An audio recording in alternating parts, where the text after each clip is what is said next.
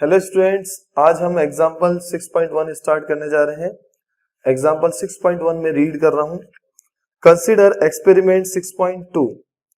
इसका first part है what would you do to obtain a large deflection of the galvanometer, और इसके second part में given है how would you demonstrate the presence of an induced current in the absence of a galvanometer. इस question में हमें experiment 6.2 consider करने के लिए कहा गया है। तो एक्सपेरिमेंट 6.2 मैंने पहले से यहाँ बना रखा है, एनसीईआरटी के 206 पेज पर ये गिवन है। ठीक है, इसके बाद में हमसे क्या बोला गया है कि इस एक्सपेरिमेंट को कंसीडर करके हमें कुछ चीजें बतानी है। क्या बताना है? What would you do to obtain a large deflection of the galvanometer. आप इस गैल्वेनोमीटर में लार्ज डिफ्लेक्शन कैसे ऑब्टेन कर सकते हो। ठीक है, एक चीज तो हमसे ये बोली गई है।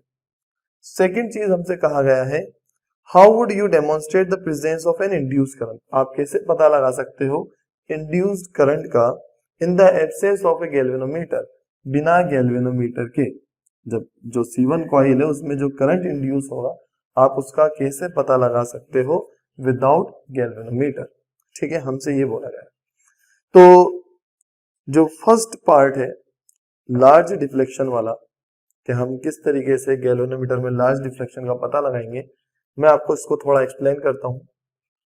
देखिए, ये चीज हम पहले से जानते हैं, हमने फैराडे लॉ पढ़ा है पहले से ही।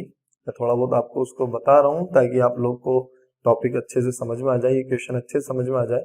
जिन बच्चों ने टॉपिक नहीं पढ़ रखा होगा वो भी आराम से समझ लेंगे। ठीक है, फैराडे ने हमें ये बात बताई थी कि अगर हम एक कॉइल को या बार मैग्नेट को कोई क्लोज्ड लूप से या क्लोज्ड कॉइल से हम उसे इंटरेक्ट कराते हैं, मतलब हम उसके पास लेकर जाते हैं या उससे दूर लेकर आते हैं, या फिर हम मैग्नेटिक फील्ड को चेंज कराते हैं या फिर मैग्नेटिक फ्लक्स को चेंज कराते हैं, तो जो नियरेस्ट कॉइल है या जो पास में रखी हुई कॉइल है उसके अंदर करंट इंड्यूस्ड होता है, ईएमएफ इंड्यूस्ड होता है।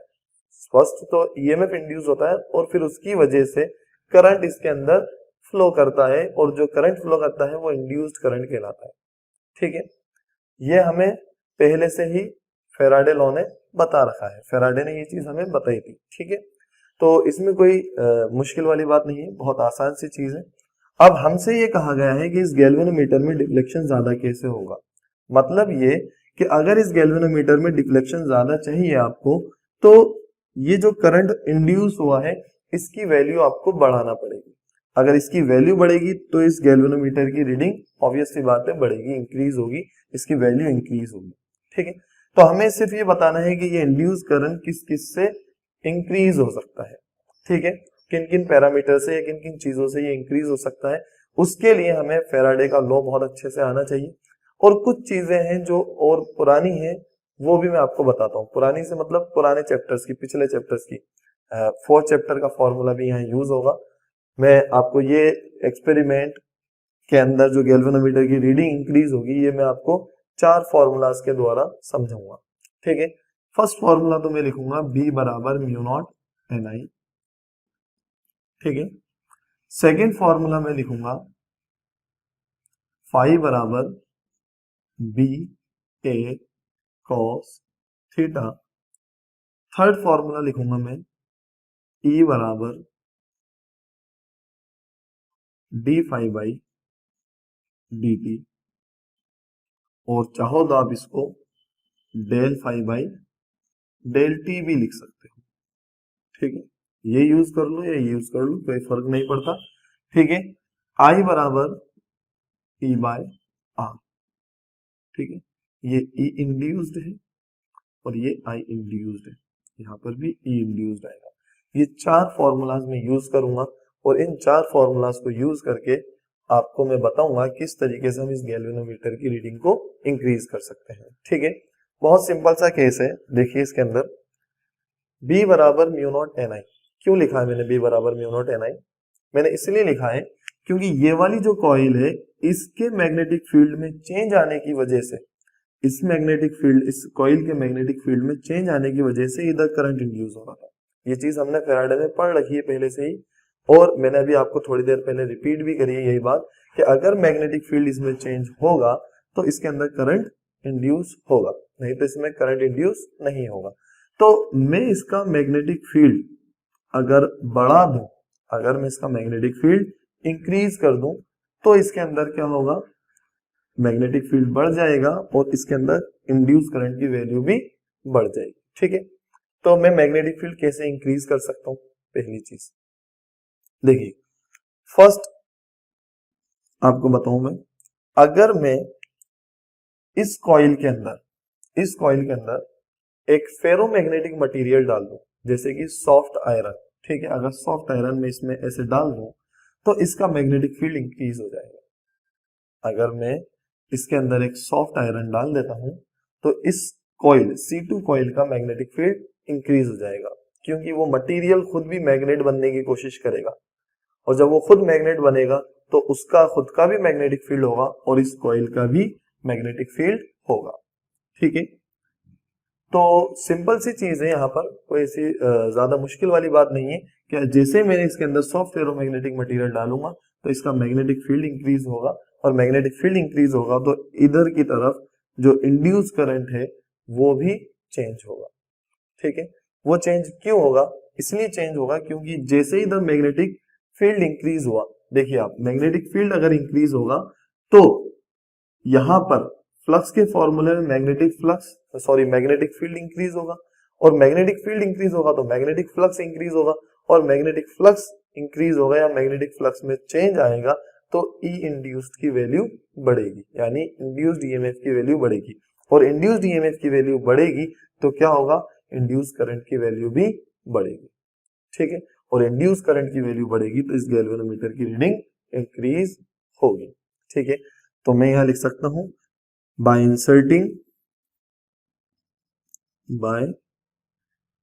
इंसर्टिंग ए सॉफ्ट आयरन रोड। ठीक है, पहला पॉइंट क्लियर हो गया। ठीक है, दूसरा तरीका क्या हो सकता है? दूसरा तरीका इस गैल्वेनोमीटर की रीडिंग इंक्रीज करने का हो सकता है हमारे सामने, वो है कि अगर मैं करंट को इंक्रीज कर दूं, ठीक है, तो मैग्नेटिक फील्ड इंक्रीज होगा, करंट इंक्रीज करूंगा तो मैग्नेटिक फील्ड इंक्रीज होगा। ये कौन सा करंट की बात है? ये इस वाले कॉइल के करंट की बात कर रहा हूं। ठीक है, ये वाली कॉइल जो हमें मैग्नेटिक फील्ड प्रोवाइड कर रही है, और इस कॉइल के अंदर इसके मैग्नेटिक फील्ड के चेंज होने की वजह से करंट इंड्यूस हो रहा है, तो मैं इसकी बात कर रहा हूं। यहाँ जो फॉर्मूलाज लिखे हैं मैंने इन दोनों के लिए लिखे हैं। ठीक है, ये वाला जो फॉर्मूला है ये C2 के लिए है, आप चाहें तो लिख लीजिए, ये काम किसके लिए है, 4C2। ठीक है, C2 कॉइल के लिए है। तो यहाँ पर सिंपल सा काम है, B बराबर म्यू नॉट NI, अगर मैं I इंक्रीज कर दूं तो मैग्नेटिक फील्ड में चेंज होगा, और मैग्नेटिक फील्ड में चेंज होगा तो हमें पता है कि फ्लक्स में भी चेंज होगा। क्यों होगा फ्लक्स में चेंज? क्योंकि यहाँ पर मैग्नेटिक फील्ड आ रहा है फॉर्मूले में। ठीक है, फ्लक्स डायरेक्टली प्रोपोर्शनल है मैग्नेटिक फील्ड के। ठीक है, तो फ्लक्स में भी इंक्रीज होगा, और ऑब्वियस सी बात है, जब फ्लक्स में इंक्रीज होगा या फ्लक्स में चेंज आएगा तो ईएमएफ में चेंज आएगा, और ईएमएफ में चेंज आएगा तो करंट में चेंज आएगा। चेंज आने का मतलब है इंक्रीज होगा, क्योंकि यहाँ पर भी फ्लक्स में इंक्रीज हो रहा है, फ्लक्स में इंक्रीज होगा तो ईएमएफ में इंक्रीज होगा, और ईएमएफ में इंक्रीज होगा तो इंड्यूस्ड करंट में इंक्रीज होगा। ठीक है, तो मैं सेकेंड पॉइंट लिख सकता हूं यहाँ पर, by increasing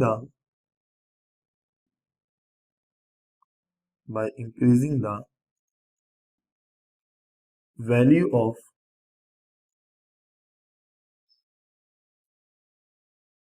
current in coil C2। Current की वैल्यू कैसे बढ़ाएंगे? बैटरी बड़ी लगा दो। ठीक है, सिंपल सी चीज है, तो यहाँ बड़ी बैटरी लगा देंगे, तो हम कह देंगे यहाँ पर लार्ज बैटरी, बड़ी बैटरी लगा देते हैं। ठीक है, करंट की वैल्यू इंक्रीज होगी तो हमें लार्ज बैटरी लगाना पड़ेगी, बड़ी बैटरी लगाना पड़ेगी। ठीक है, सिंपल सा केस है, ज्यादा कोई इसमें मुश्किल वाली बात नहीं। अब थर्ड केस देखते हैं हम, एक और इसका तरीका है यहाँ पर वैल्यू बढ़ाने का, इस गैल्वेनोमीटर की रीडिंग को बढ़ाने का एक और तरीका है।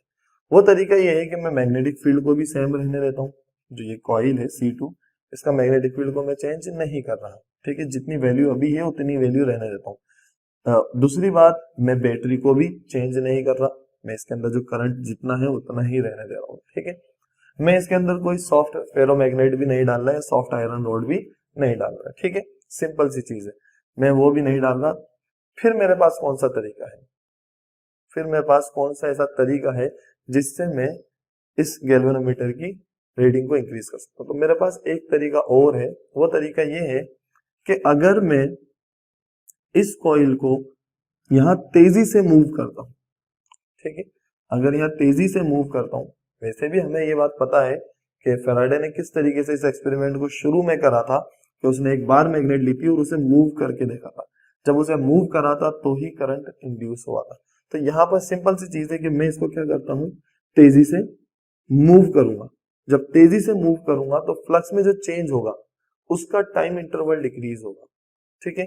मैं जब इसको तेजी से मूव करूंगा तो क्या होगा, जो मैग्नेटिक फील्ड है उसका जो इससे लिंकेज है, ठीक है, या फिर ये कहो कि इसके अक्रॉस जो मैग्नेटिक फ्लक्स होगा इस कॉइल की वजह से, उस मैग्नेटिक फ्लक्स के अंदर तेजी से चेंज आएगा, ठीक है, यानी टाइम इंटरवल डिक्रीज होगा फ्लक्स के चेंज होने का, ठीक है। अगर टाइम इंटरवल डिक्रीज होगा तो क्या होता है, देखिए आप, ये रहा टाइम इंटरवल, अगर मैं इस टाइम इंटरवल को डिक्रीज करता हूं तो ईएमएफ इंक्रीज होगा, और जब टाइम इंटरवल डिक्रीज हो रहा है तो ईएमएफ इंक्रीज हो रहा है, और ईएमएफ इंक्रीज हो रहा है तो इंड्यूस करंट इंक्रीज हो रहा है। तो यहाँ बहुत सिंपल सा कहा मैं, by moving the setup, by moving the setup rapidly, इस सेटअप को अपन क्या करेंगे, रैपिडली मूव करेंगे, ठीक है, खास करके C2 कॉइल को, मेनली कॉइल C2, ठीक है। ऐसा नहीं है अपन इसको स्टेशनरी रख के इसको भी मूव कर सकते हैं, ठीक है, जैसा आप समझना चाहो, इसको मूव करो या इसको मूव करो या दोनों को मूव करो, ठीक है। हम ले लेके क्या करेंगे, टाइम इंटरवल को डिक्रीज करेंगे, फ्लक्स में चेंज आने वाले जो टाइम इंटरवल है, और उसके वजह से ईएमएफ इंक्रीज होगा, और ईएमएफ इंक्रीज होगा तो इंड्यूस करंट की वैल्यू इंक्रीज होगी, ठीक है। तो ये बहुत सिंपल सा पार्ट था, ये इस क्वेश्चन का पहला पार्ट हमने करा है, ठीक है, फर्स्ट पार्ट करा हमने। अब सेकेंड पार्ट में हमसे कहा गया है कि हम किस तरीके से, अगर हमारे पास गैल्वेनोमीटर नहीं हो तो हम करंट का पता लगा पाए, अगर हमारे पास गैल्वेनोमीटर नहीं है तो हम किस तरीके से इस इंड्यूस करंट का पता लगाएंगे, ठीक है। तो बहुत सिंपल सी चीज है, आपको कुछ नहीं करना, इस गैल्वेनोमीटर को हटाना है यहाँ से। जब आप इस गैल्वेनोमीटर को हटाएंगे तो गैल्वेनोमीटर एक यही चीज तो बता रहा है आपको कि यहाँ पर करंट कैसे पता चलेगा, सॉरी करंट की रीडिंग को बता रहा था गैल्वेनोमीटर, करंट की वैल्यू को बता रहा था, ठीक है। अब इसके बजाय मैं क्या करूंगा, यहाँ एक बल्ब लगा दूंगा, बहुत सिंपल सी बात है। जब यहाँ एक बल्ब लग जाएगा तो ये बल्ब ग्लो करेगा, तो ये बल्ब ग्लो करेगा, तब भी मुझे पता लगेगा कि इसके अंदर करंट इंड्यूस हो रहा है, ठीक है। तो ये आपके सेकंड क्वेश्चन का आंसर है। तो बी वाले का यहां लिख देता हूं मैं, bye replacing the galvanometer by a bulb, ठीक है। अगर मैं गैल्वेनोमीटर को एक बल्ब से रिप्लेस कर देता हूं तो भी मुझे इसका इंड्यूस करंट का पता लग जाएगा। वो कैसे पता लगेगा कि बल्ब ग्लो करेगा, ठीक है। तो मुझे लगता है ये आंसर आपको आ गया होगा समझ में, ठीक है। अब हम नेक्स्ट क्वेश्चन पे चलते हैं। आप लोग लिख लीजिए एक बार।